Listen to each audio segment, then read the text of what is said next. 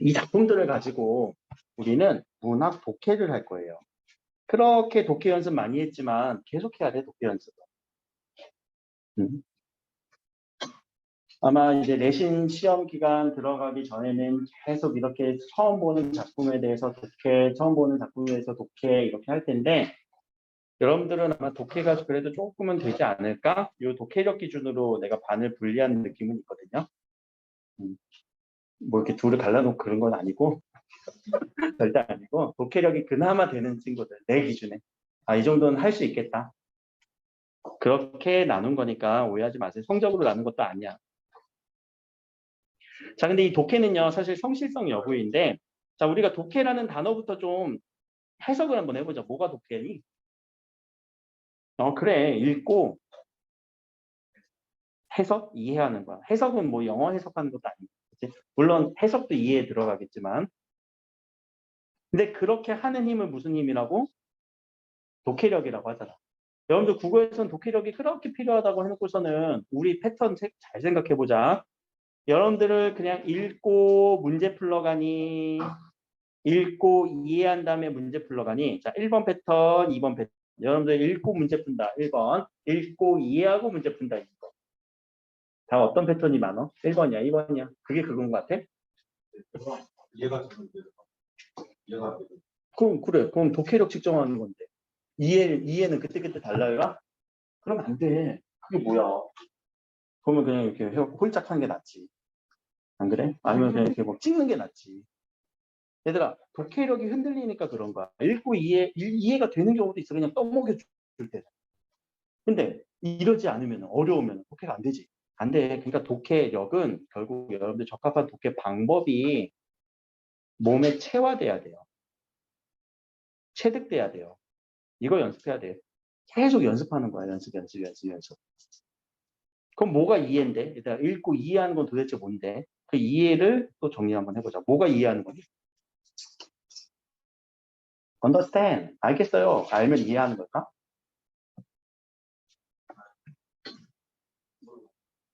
요거는 맞아. 내 걸로 만들어서 내가 정리하는 거예요. 내가 정리해야 돼, 스스로가.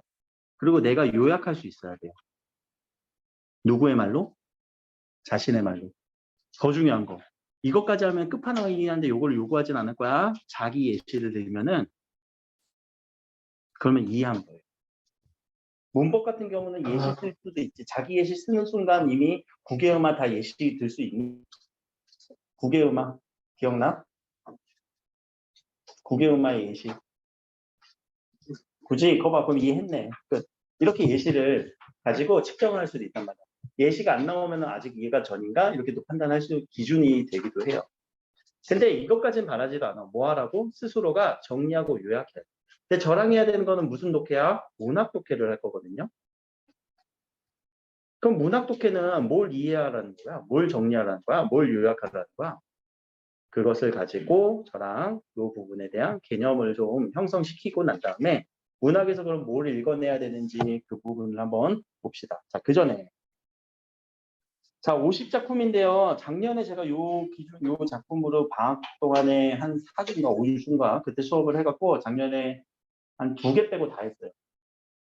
근데 올해는 조금 더 빨리 들어간 이유가 여러분들이랑 이 작품을 좀 최대한 많이 하려고 하는 거고요.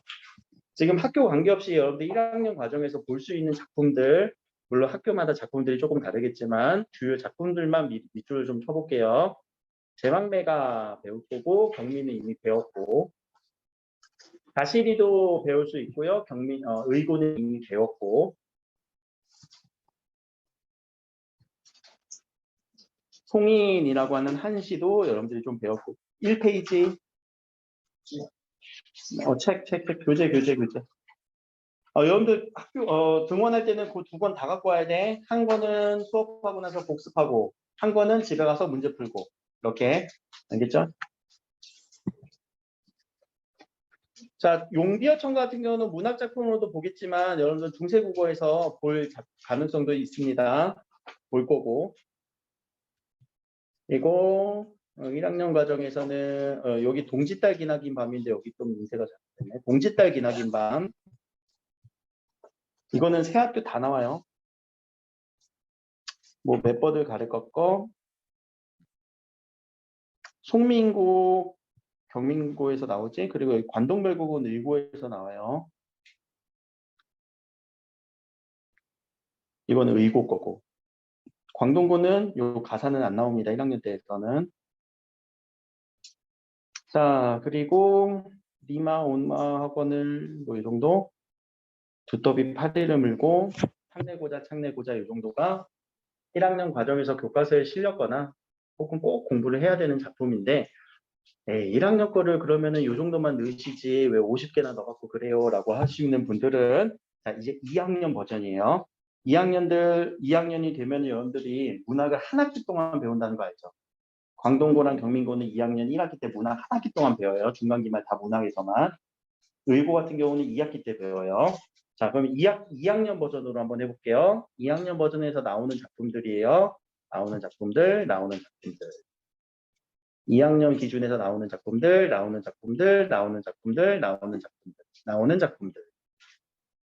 한 학기 동안 문학만 하니까 더 많이 배우겠지. 그치?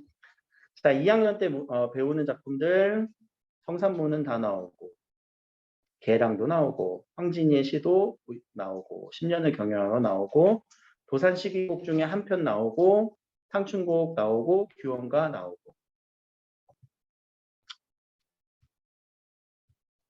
꿈에나 님을 보며 나오고, 개를 연하음이나 기록으로 나오고, 어이 못 오는가 나오고, 깃돌이 저 깃돌이 나오고.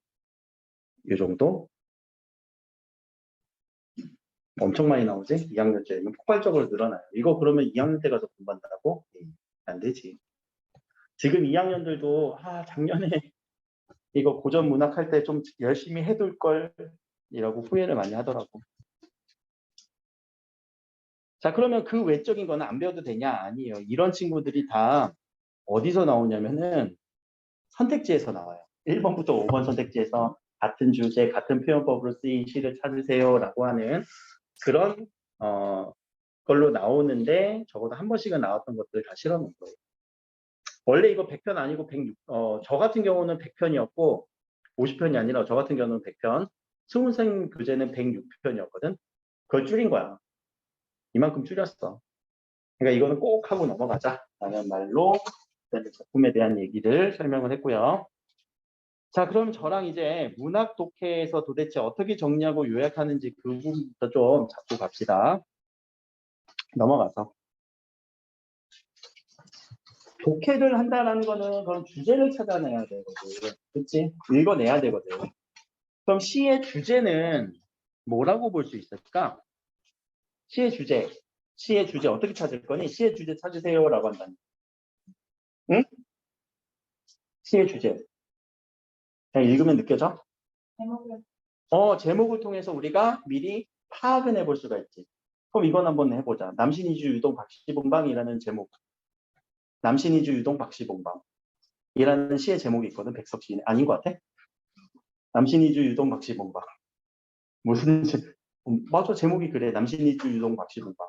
내가 이렇게 얘기해서 그렇지만 남신이주에 유동에 사는 녹양동처럼 박시봉이라고 하는 사람의 방에서 쓴 시예요.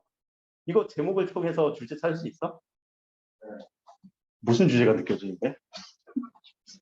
진짜로? 이거 주제가 느껴져? 남신이주의 유독 박시봉 방에서 쓴 시야. 근데 주제는 뭐야? 안 느껴지는데 나는? 진달래꽃은? 진달래꽃은 주제 느껴져? 이것을 주제를 바로 연결 지을 수 있어? 자, 그래서 제목을 통해서는 여기가 뭔가 메인 시어구나, 메인 제재구나라는 것을 우리가 가늠은 할 뿐이지만 주제를 그럼 찾으라고 내가 얘기를 했잖아. 어떻게 찾을 거냐? 제가 정리할게요. 자, 주제 찾기는요. 이거는 뭐 내가 그냥 만든 공식이니까 뭐 수용해도 되고 안 해도 돼. 자, 주제란 시의 주제란 화자가 지금 처해져 있는 상황 속에서 그리고 배경 속에서 뭐 어떤 거 찾아줘도 괜찮아요. 느껴지는 정서와 혹은 정서가 안 느껴지면 태도까지 이거를 그대로 그냥 나열해 주시면 돼요. 시의 주제는 상황과 배경 속에서 느껴지는 화자의 정서 태도를 찾아주면 돼요. 그게 시의 주제예요. 이거를 외워주시면 좋고 공식을 시의 정서에서 작품마다 정서를 외우라는 게 아니라 이걸 찾아줄 수 있으면 돼요. 그 찾아주는 말은 자신의 언어로 찾아주면 돼요. 자신의 언어로. 자신의 언어로 하는 건 쉬운 말로 찾으라는 얘기야. 편한 말로 찾으라는 얘기야. 자, 그러면 왜 이걸 찾으면 이 시의 주제냐라고 했을 때, 자, 우리는 시를 다른 말로 운문이라고도 한다. 혹은 다른 말로 서정갈래라고도 한다. 시를 부르는 다른 기준을 운문이라고도 하고요. 서정갈래라고도 얘기를 해요. 그럼 그 전에 제가 이제 문학을 바라보는, 시를 바라보는 관점이 있는데요. 항상 이 문학은요. 그 내용도 있고 그 내용을 담는 일정한 형식 혹은 표현이라는 게 있어요. 저는 항상 문학 바라볼 때 이렇게 두 개로 나눠보거든. 그럼 시의 내용은, 문학의 내용은 작품마다 다 다를 거야. 그러니까 그건 외우는 게 아니야. 근데 작품을 담아내는 형식이라든가 표현은 다 비슷하다. 이거는 개념 부분이에요. 문학 개념 부분이에요. 그래서 지금 밑에 정리하자는 거는요. 문학 개념부터 정리하고 가잖아요. 들어는 봤나? 뭐 EBS 가면은 무슨 뭐 개념의 나비 효과 이런 강의들. 그거 2시간 분량으로 그냥 줄인 거니까. 그거 되게 길잖아. 한 30회 되잖아. 그거 2시간 분량으로 줄인 거니까 딱 정리만 하면 돼. 핵심을 뽑았어. 알겠지? 자, 그러면 그 문학 개념을 여러분들 이거는 어느 정도 공부가 되어 있어야 돼. 개념화 정리는 돼야 돼. 근데 내용은 이거는 외우는 게 아니야. 읽어내야지. 독해를 해야지. 여기에서 이 개념의 형식적인 표현, 문학의 개념들을 동원해서 이 내용을 독해하는 데 써야 된다는 거예요. 읽어내야 된다. 그럼 잠깐만 다시 돌아와서 자 시를 운문이라고 할 때 자 요 운문은 무슨 단어의 무슨 뜻이니? 운문의 뜻. 운문의 뜻은 시를 운문이라고 한단다. 몰라? 그럼 쓸게. 운율이 있는 문장. 자 운문과 대비되는 개념은요? 뭐라고 해요? 운문 말고 소설 같은 경우는 몰라? 산문이라고 하는데 산문은 그러면은 어떤 의미일까? 운율이 없는 문장? 아니야. 이거는 길게 쓴 문장.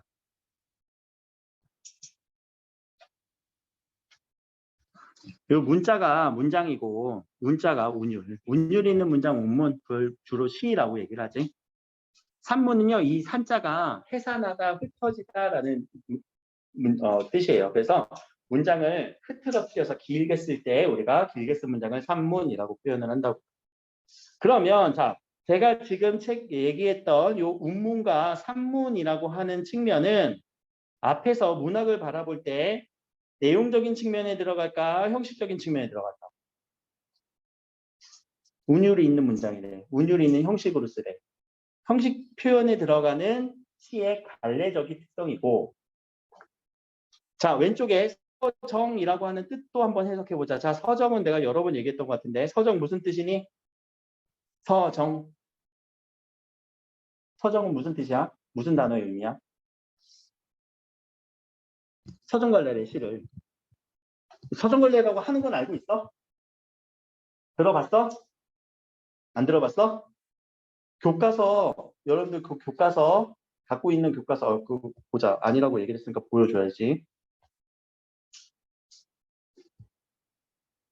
자 의고 교과서예요. 의고 교과서 1편 1페이지 차례에 나오지. 서정갈래의 특징, 서사갈래의 특징, 극갈래의 특징, 교술갈래의 특징. 이 단어를 모른다는 거는 말이 안 돼, 얘들아. 단어 공부를 해야지. 그래 놓고서는 몰라서 틀렸어요. 이거는 왜 틀렸어요? 질문이 막 들어오잖아. 그럼 서정은 무슨 뜻이냐는 얘기야. 처리하자. 자, 정자는 정서예요. 정서를 뒤집어 놓은다더네. 그럴까? 아니, 이 서자가 서술한다라고. 그래서 서정이라고 해요. 서자가 이야기하다, 쓰다, 풀어내다 그런 의미거든. 그럼 서정 갈래는 뭘 이야기한 갈래야? 자, 뭘 이야기한 갈래야? 정서 이야기한 거야. 그럼 이건 형식이 아니라 내용이죠. 그래서 시의 주제는요, 뭘 찾아주면 된다고요? 정서 찾아주면 사실 끝나. 시의 주제는 정서 찾아주는 거야. 근데 정서가 그냥 막 정서가 생기진 않을 거 아니야. 뭔가 빌드업이 될 거 아니야. 그 빌드업이 상황이야. 그치? 그 빌드업 되는 과정 속을 본 다음에 거기서 느껴지는 정서 찾아주는 거. 그게 이제 제목으로 대표적으로 딱 찍혀 있는 거지. 서정도 반대가 있다. 서정과 조금 대비되는 거. 아까 사라고 얘기했지. 자, 서사의 뜻은 뭐야 그러면? 오케이, 사건을 서술한 거. 주로 소설을 얘기하죠. 소설에 사건 나오지? 그럼 선생님, 서사는 사건을 찾아주면 그게 주제인가요? 그러진 않아요. 또 서사에서 찾아주는 주제의 의미는 달라요. 왜? 길게 썼으니까. 근데 서정은 함축적으로 운율이 있게 아주 압축적으로 썼잖아. 거기서 이제 정서를 찾아주면 되는 거라고. 이해는 됐지? 이론적으로는 이해는 돼? 얘들아? 오케이, 이해하시라는 얘기야. 그러면 정서는 어떻게 찾을까? 어떻게 정서를 찾을까? 그럼 정서는 어떤 분류의 정서가 있을까? 그것부터 또 정리하면 좋겠다. 얘들아, 정서는 어떤 정서, 어떤 정서로 크게 보면 나올 수 있을까? 그렇지, 좋은 거, 좋은 정서, 좋아요. 또 어떤 정서가 있어? 나쁜 정서, 싫어요, 나빠요. 나빠요보다 싫어요를 하고 할게. 정서는 크게 보면 이렇게 두 가지로 나뉘겠지. 근데 가운데 정서도 있어요. 아무 감정 없어요. 그것도 있어. 자, 그러면 자, 좋아요를 우리 여러분들 좋아요 하면 초딩스러웠으니까 고등학교 버전으로 올려볼까? 무슨 정서라고 해? 긍정이라고 하고요. 싫어요를 부정의 정서라고 얘기를 할 거란 말이에요. 그렇죠? 그러면 자, 이 긍정의 정서와 부정의 정서는 어떻게 찾을 건데? 어떻게 찾을 거니? 그냥 읽으면 느껴져? 어? 시적 표현에서 맞아. 어떻게 표현되는지 봐야 되거든. 근데 결국 이 시는요, 문장으로 쓰이잖아. 그래서 우리가 문장을 읽어야 되거든. 그 문장을 읽는다는 측면에서 자, 지금 시간은 잠깐 이제 문법 시간으로 돌아갈게요. 자, 이 문법적인 측면으로 우리가 파악을 한번 해보자는 거예요. 이게 여러분들이 아까 얘기했잖아. 체화되고 체득되려면요. 이게 어떠한 일정한 패턴, 공식, 일정한 루틴이 있어야 되거든. 그러니까 내가 읽었는데 바로 파악이 안 돼. 그러면은 어떤 루틴을 적용해서 아, 이거 찾아야 되는구나. 그게 몸에 배어 있어야 돼. 그럼 첫 번째 이제 문법을 얘기해 보자. 정서를 표현해 주는 우리 문장 성분이 있거든. 어떤 문장 성분이 있을까? 우리 감정들이 표현되는 문장 성분. 정서가 표현되는 문장 성분. 주어? 주어? 목적어? 지금 동시에 답이 나왔네. 뭐라고 했어? 동사. 뭐라고 했어?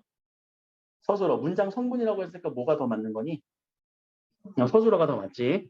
근데 동사도 괜찮아. 왜? 서술어에 뭐가 쓰이니까? 동사와 형용사가 쓰일 거니까. 자, 근데 요 얘기도 내가 하려고 했어, 원래. 동사와 형용사. 우리 문법 공부한 지 얼마 안 됐잖아. 물론 시험 보고 다 날려버렸겠지만. 자, 동사와 형용사는 우리 용언에 들어가지. 자, 용언 내가 그렇게 강조했던 거.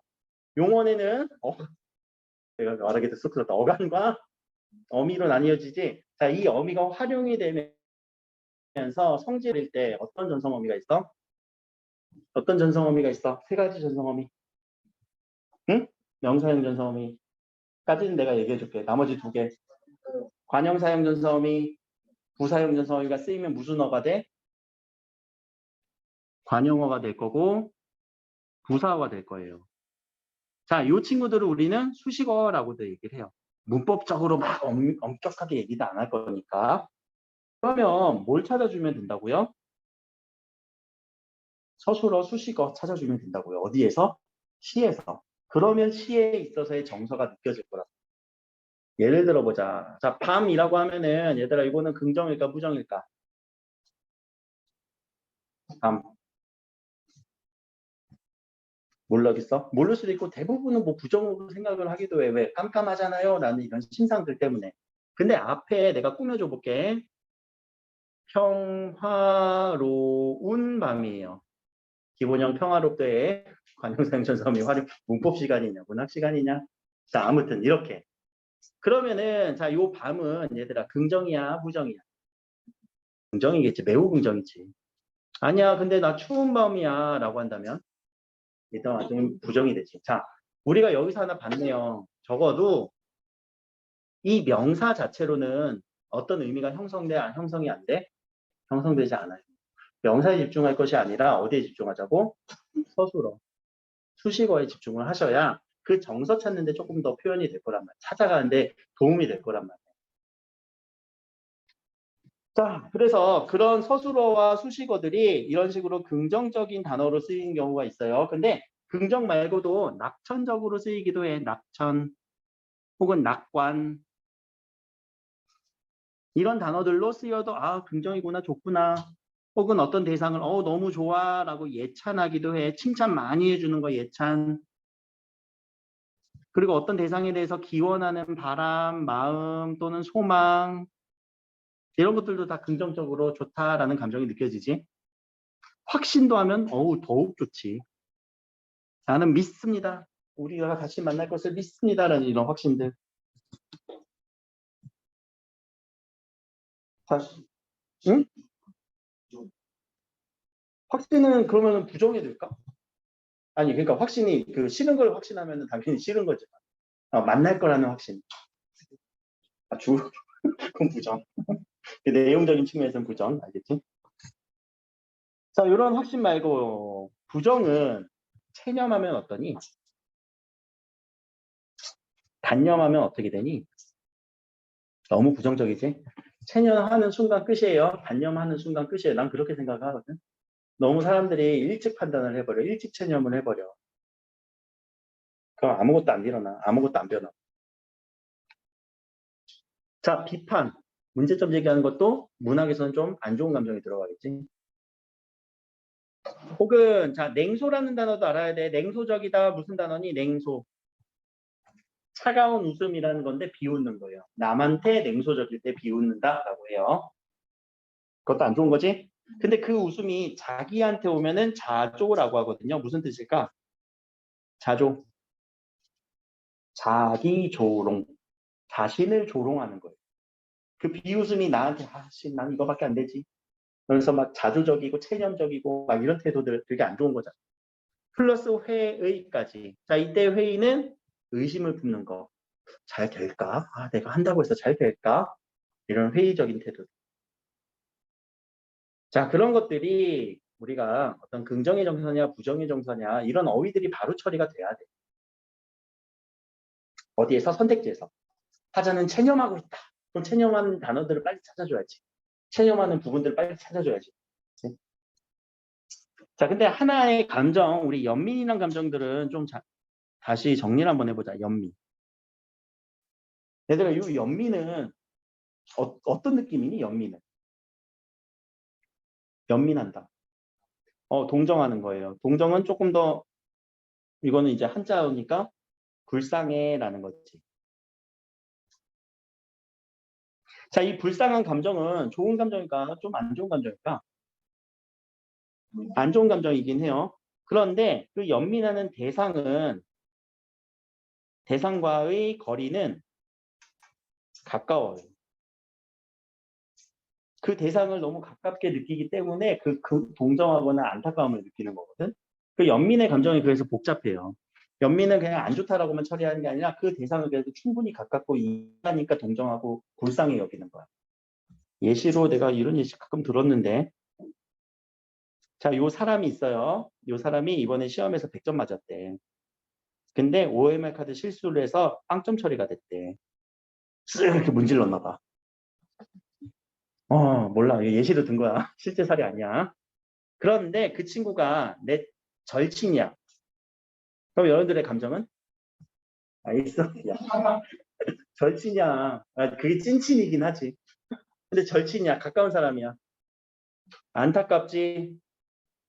야, 뭘 또 축가야. 이 인성들 보소. 자, 안타깝다라는 마음이 들죠.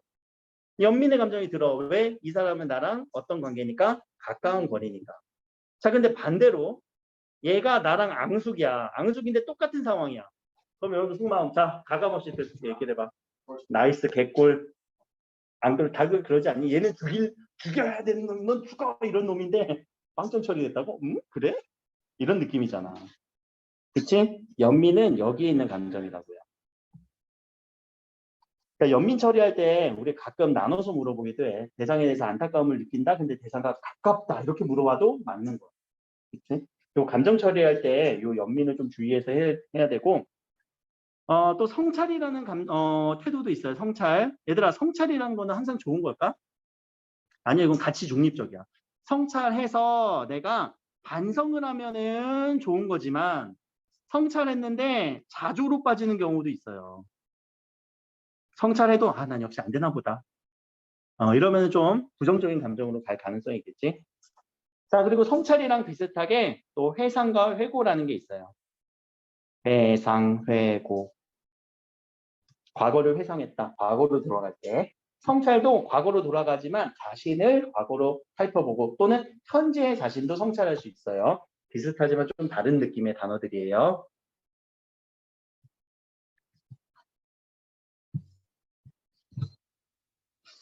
자, 이런 부분들이 여러분들이랑 이제 이 주제를 찾는 데 있어서 어떤 상황 속에서 정리될 상황이 그려지는지 거기서 정서를 찾아주는데 정서를 찾을 때 너무 이런 단어들로 여러분들이 요약하기 자신의 언어로 바꾸기 힘들다면 그냥 좋아요, 싫어요로 먼저 바꿔. 1차적으로, 원초적.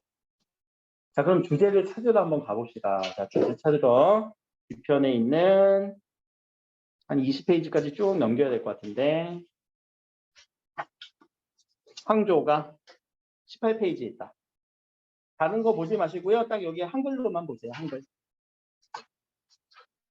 자, 그럼 주제 찾는 방법을 한번 연습해 볼게요. 이제 몸에 배어 있어야 되니까 꼭 이렇게 주제 찾아서 쓰라는 문제는 안 나와. 근데 여러분들이 찾을 수 있어야 독해가 돼. 자, 여기서 느껴지는 상황과 배경을 18페이지 있지? 아니야? 18페이지 아니니? 아, 15페이지 미안해.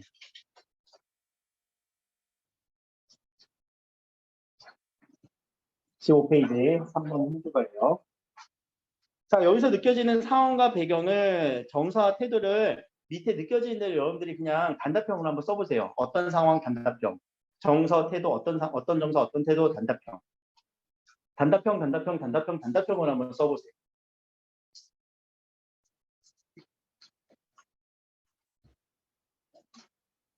여러분들의 언어로 쓰시는 게 제일 좋아요. 물론 여기에서 근거 찾아서 써야 되겠지? 어떤 상황이니? 헐헐 하는 저 꾀꼬리 암수서로 장담한데 외로울 사이 내 몸은 누여 함께 돌아가고 2학년 때 나오는 시예요. 이게 나온다고? 별거 없는데? 별거 없는 것도 배워. 꼭 2학년 돼서 어려운 것만 배우냐? 그러지 않아. 슬픔이 기쁨에게가 더 어렵다. 공부. 그건 너무 어렵잖아. 사실 그냥 읽으면. 현대시 중에서 그만큼 어려운 게 또 있을까? 자, 어떤 상황과 어떤 배경이니? 어렵지? 이거부터 쓰는 게. 근데 어떤 상황처럼 느껴져? 화자는? 외로워해? 아, 맞아. 그런 태도라고 나는 좀 볼게. 외롭다. 자, 어떤 상황이 그려져요? 어떤 배경이 그려져요? 뭘 보면서? 다정한 꾀꼬리를 보면서. 오! 자신과 대비되는 앞에 수식어를 써볼까?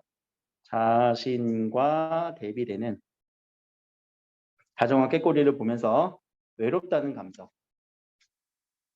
아니, 이게 주제라고. 말이 돼? 뭐 이렇게 쓰는 게 좀 없어 보이지 이렇게 쓰면. 아니 근데 우리 머릿속에는 이렇게 처리가 되는 게 맞아. 우리가 주제를 쓰라고 하고 주제를 공부하라고 하면요. 여러분들은 100이면 100 그냥 여기 주제 보고 인물 이름 외로움과 슬픔 이렇게만 공부하고 넘어간단 말이에요. 근데 여러분들이 이 찾은 상황이 이 찾은 상황이 어디랑 대응돼? 이 상황과 대비되지. 여러분들이 찾은 이 정서가 어디에 대응돼? 여기에 대응되지. 안 그래? 이렇게 대응되지 않니? 내가 찾아낸 상황과 배경은 이 앞부분을 이룰 것이며 내가 찾아낸 이 정서는 주제의 뒷부분을 이뤄서 대응시켜갖고 아 맞아 내가 느꼈던 게 이거 맞아 라고 하면은 여러분들은 주제를 찾은 거예요? 못 찾은 거예요? 찾은 거지. 이게 주제지. 아닌 것 같아? 그게 맞죠. 모든 시는 이렇게 주제를 쓰고 있어. 그럼 자 주제를 여러분들 밑에 되게 그럴듯하게 이렇게 멋있게 한 문장으로 썼는데 이렇게 주제를 쓰는 거는 교과서마다 또는 교과서마다 다 같을까? 아니야, 다 달라요. 문장 표현이 조금씩은 다 달라요. 표현이 좀 다를 뿐이지 문장만 다를 뿐이지 그것의 감정은 똑같단 말이에요. 그러니까 그 감정을 찾는 게 먼저예요. 이 문장이랑 똑같느냐 안 똑같느냐 그걸 찾는 게 아니라 정리된 자습서마다 다르고요. 해설서마다 다르고요. 교과서마다 달라요. 그거 그대로 쓰면 표절이니까. 자, 그러니까 항상 정서 찾을 때 가감 없이 아, 이런 상황 속에서 이런 감정 느끼는구나 라는 걸로 꼭 정리해 보셔야 되고 그거를 우리가 계속 독해 연습을 할 거예요. 자, 뒤로 넘어가서 이번에는 가시리 부분을 한번 해봅시다. 22페이지.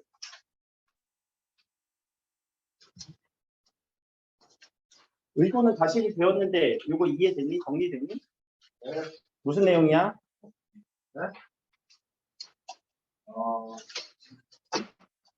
라고 하는 거는 그냥 읽고 푼 거야. 지금까지 읽고 공부한 거야. 이해 없이. 그걸 이해해보자고. 알겠지? 자, 그럼 정리부터. 자, 다른 거보다 여기 두 줄. 항상 각 연의 두 줄이 지금 해설로 넣어 놓은 거니까 요 두 줄만 먼저 보고 파악해 봅시다. 자, 요 첫 번째, 요 부분은 무슨 내용으로 정리할 수 있을까? 가시겠습니까? 가시겠습니까? 나를 버리고 가시겠습니까? 뭐 정서가 들어가면 정서, 상황이 들어가면 상황. 아니면 의미 없으면 의미 없음. 뭐가 드러나? 그치. 님이 떠나는 상황. 요거를 조금만 더 우리 축약시켜 볼까? 이별, 오케이. 이렇게 우리가 고차원적인 언어를 쓰면은 더 압축적으로 정리할 수 있지. 이별의 상황. 자, 그 다음 년. 나더러는 어찌 살라고 나를 버리고 가시겠습니까? 어떤 느낌일까, 이건? 이별의 상황인 것 같은데 조금 더 감정이 뭔가 미묘한 변화는 있는 것 같은데. 나 어떻게 살아, 이놈아? 이런 느낌. 그럼 무슨 느낌이야, 그건? 나 어떻게 살아? 나더러 어떻게 살라고 갈 거야? 이거야, 이 감정이야. 근데 그 감정이 뭐냐고. 그 고차원적인 언어로 바꾸는 게 힘들지. 슬픔이긴 슬퍼. 그러면 그냥 슬퍼. 독해할 때 그냥 슬프다라고 해도 돼. 또, 서러워? 서러움? 오케이. 이렇게 서러움이라고 적으면 또 좋지. 또는 원망. 나 어떻게 살아, 이놈아? 이런 원망. 이런 단어가 떠오르면 여러분들이 언어로 쓰는 거고, 아니면 좋아요, 싫어요 정도만 빨리 구분하라고요. 알겠죠? 이게 먼저예요.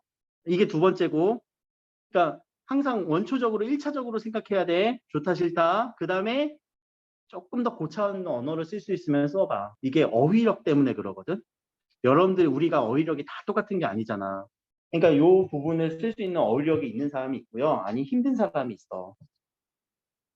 그거를 그러니까 감안해보자라는 거지. 세 번째는요. 체념. 오케이. 체념하는 감정 같아. 왜?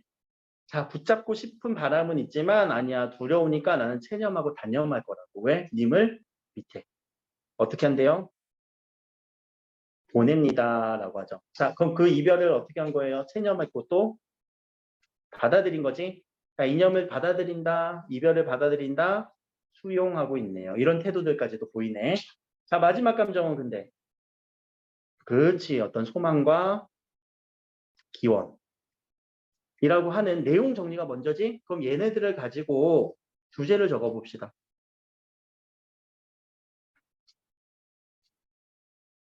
1학기 과정에서 이런 거 안 한 이유가 할 필요가 없어, 1학기에는. 근데 이야기에는 갑자기 막 난도가 올라가. 고전으로 넘어가는 순간. 자, 그럼 주제 적어볼까? 자, 주제는 어떤 공식이 있어야 된다고? 상황과 배경 속에서 느껴지는 화자의 정서와 태도 등을 적어주세요. 단답형으로 단어 위주로 적어줘도 괜찮아요? 적어봅시다.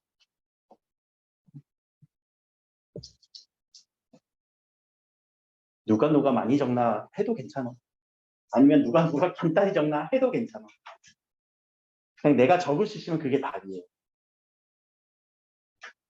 설마 이렇게 쓰진 않을 거냐. 뭐, 이 화자는 기뻐하고 있다. 이렇게는 안 할 거 아니야. 그렇게 하면은 잠깐 따로 상담하고 나가. 화자는 기뻐하고 있다. 이런 내용은 아닐 거잖아. 그치? 그러면 우리가 근본부터 다시 상담을 좀 통해서 잡아야 되니까. 쓸 수 있는 것부터 그냥 써볼까? 어떤 상황과 배경이 느껴지니? 이거 상황과 배경은 뭐 둘 중에 하나 있으면 돼요. 그냥 느껴지는 것만 써도 괜찮아. 어떤 상황이야? 님과의 이별 상황.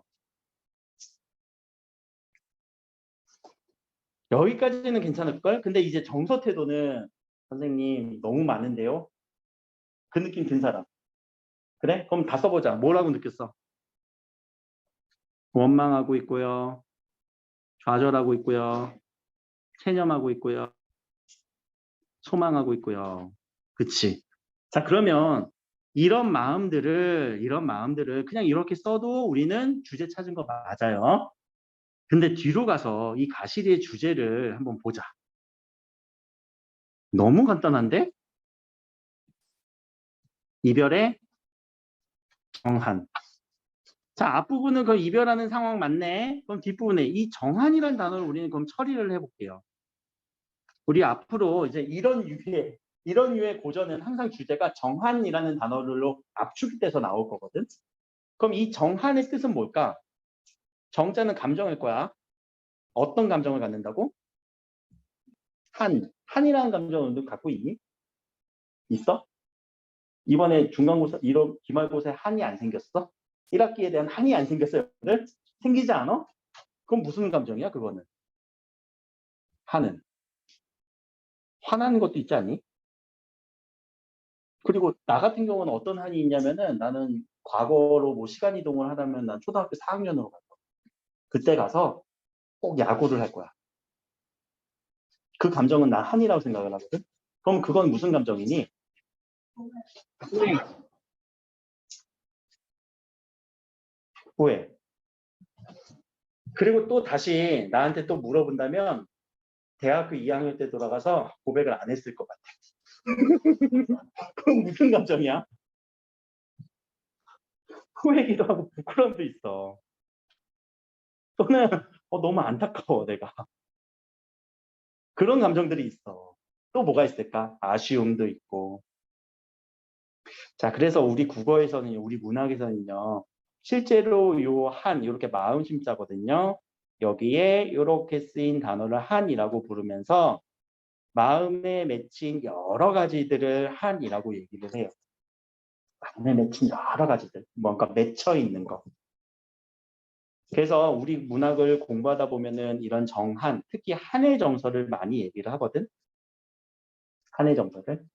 그럼 이것도 잠깐 내가 이제 공부를 하다가 언제 공부했냐면 나 한창 열심히 공부했던 대학원 때 석사과정 때 왜 이렇게 한이 많을까라는 생각을 공부했는데 그때 막 유행하던 게 뭐냐면 헬조선 이러더라고. 헬조선 때문일까? 라는 생각을 했어. 여러분들은 지금 헬조선 같은 생각이 드니? 아니야? 그러면 자, 우리 또 타임머신을 타고 들어가서 1590년대 태어난 사람들의 상황을 한번 생각해보자. 진짜 조선시대네. 왜냐면 이때는 더 해가 아니냐? 자, 태어나자마자 뭐가 일어나요? 임진왜란이 일어나죠. 임진왜란 한 번 일어나고 끝나요? 아니죠. 7년 후에 또 정유재란이 일어나죠. 아, 이제는 일본이 좀 잠잠해지니까 또 어디가 쳐들어와? 청나라 병자호란이 일어나죠. 정묘호란이 일어나죠. 큰 전쟁만 4번이에요. 자, 우리가 지금은 전쟁을 안 겪었지만 우리 지금 이 시대에도 간접적으로 겪고 있지. 저쪽에서. 러시아와 우크라이나. 거기 보니까 어떠니? 처참하지 않니? 자, 그리고 나서 전쟁이 끝난 후 1680년대부터 시작되는 대기근이란 단어 뭡니까? 기근. 대자는 크다야, 기근. 굶어 죽는다. 사람들이 먹을 게 없어서 기록에 따르면 사람까지 잡아먹어. 그러니까 이때가 진짜 헬조선이지 않을까? 라는 생각으로 그럼 왜 한이 남으냐면 자 전쟁 얘기만 한번 보자. 자 전쟁이 일어나는 하나의 이제 집안에서 사나이 남편은 보통 이제 무기를 들고 여보 나 전쟁 갔다가 올게 라고 하면 남편을 이제 떠나보내는 아내와 아이는 여보 갔다 와 이렇게 보낼까? 그럼 아무튼 그럼 전쟁에 나갔어. 그러면 대부분의 남자는 돌아오겠지만 까딱 잘못하면 이 사람은 어떻게 돼? 죽어. 그럼 자, 이 한은 누구한테 남아있어? 아내한테. 어떤 한으로 남아있을까? 아, 남편 보고 싶어. 아, 남편한테 잘해줄 걸. 아, 우리 남편 어떡해. 난 이제 어떻게 살아? 이런 마음들이 살아있는 사람의 한으로서 작용을 한 다음에 이 한을 어떻게 풀어냈어? 노래로 풀었어요. 그런 부분들이 이 고전에서 나타나는 이별의 정한에 다 담겨서 앞으로 주제로 제시가 됐고 그러니까 정한이라는 단어부터 처리를 하면 아 슬프구나 안타깝구나 이런 감정이라고 생각을 하시면 앞서서 봤던 이 가시리의 주제도 이런 아주 복합적인 감정들 이런 것들을 정한으로 처리하고 있죠. 이 정도의 테크닉만 좀 알고 있다면 자 주제 잡는 거 어렵지는 않을 것 같아요. 할 수 있겠지? 자, 이런 것들이 몸에 배워갖고 머릿속으로 개념화 돼갖고 찾을 수 있어야 돼. 할 수 있어야 돼. 외우는 게 아니라니까. 자, 그럼 여기까지가 다시 2페이지로 넘어갑시다. 좀 많이 왔다 갔다 하지? 그렇게 정서를 찾아주는 거 정리하고 내용 정리부터 한 다음에 어떤 감정이 드러나는지 찾아주는 것들까지가 이 주제 읽기, 주제 찾는 방법이고요. 자, 하나만 더 추가적으로 공부를 할게요. 자, 그러면은 모든 시에는 정서가 100%다 드러날까? 아니야, 정서가 안 드러나는 경우도 있어요. 우리가 감정의 절제라는 단어가 있어. 감정의 절제라는 거는 왜 나오는지 그거부터만 좀 먼저 공부를 좀 하자. 아까 글씨가 그렇다니까 남신이주 유동 박씨봉방 제목에서 전혀 안 느껴지는 거 거기는 또 감정도 별로 안 나타나. 그럼 이 감정의 절제는 왜 나왔는지 이거는 현대시 할 때 많이 나오거든요. 우리 고전에서 볼 일은 없어요. 먼저 이 시를 이해하기 위해서는 여러분들 교육과정에서 고등학교에서는 딱히 몰라도 되는 얘기를 좀 할게요. 모더니즘이라는 단어.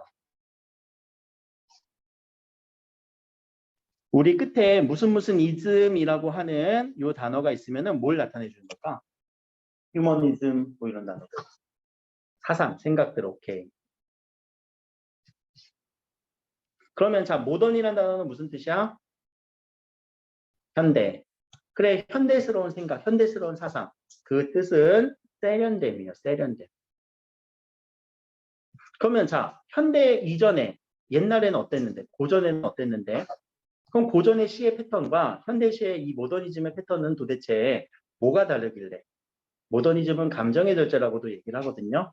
자 왜냐면 고전을 보자. 감정이 엄청나. 나 어떻게 살아 이놈아 막 이런 나 가시리 있고 날 버리고 가시리 있고 나더러 어떻게 살라고 아리랑만 또 생각을 해봐 얘들아. 아리랑 아라리요 날 버리고 가시님은 심리로 못 가서 발병 난다. 심리는 몇 킬로? 400kg야. 아니 400kg 4kg야. 4kg면은 여기서 녹양역 한 2번 왕복? 야, 그 정도도 못 가서 뭐가 난데? 발병 난데 뭐 한 거야? 저주를 퍼본 거야 아리랑. 감정이 엄청나게 잘 드러난단 말이에요. 우리 민요라던가 이런 데서. 물론 그렇게 감정을 드러내갖고 그걸 흥으로도 연결시키기도 하죠. 우리 민족은. 자, 그러니까 이런 감정 표현을 지양하고 절제시키고 뭘로써 전달하겠다고?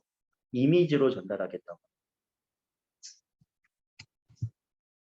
이렇게 전달을 하겠다라는 게 모더니즘 계열의 시예요. 이 시는요. 1920년대 이후로 쓰이기 시작해요. 그때 아주 유행했던 문예사조거든요. 그러면서 지금까지 현대시에서 어느 정도 위치를 잡고 있는 시기 때문에 우리가 모더니즘 계열의 시라고 우리가 판단할 게 아니라 감정이 왜 안 나오지? 이러면 그냥 모더니즘 계열인가 보다. 그때는 뭐만 찾아주면 돼? 상황만 찾아주면 돼요. 또는 배경만 찾아주면 돼요. 혹은 감정이 없는 정서 말고 태도만 찾아주면 돼요. 이 화자 지금 뭐 하고 있구나. 뭘 바라보고 있구나. 그게 주제예요. 그럼 그렇게 해서 주제로 물어볼까? 그렇게 문제화되진 않겠지. 그 주제를 가지고 나서 혹은 보기를 주면서 뭔가 문제를 연결할 거니까 감정이 안 나와도 우리는 당황하지 말 것. 모더니즘 계열의 시는 감정이 잘 안 드러나요.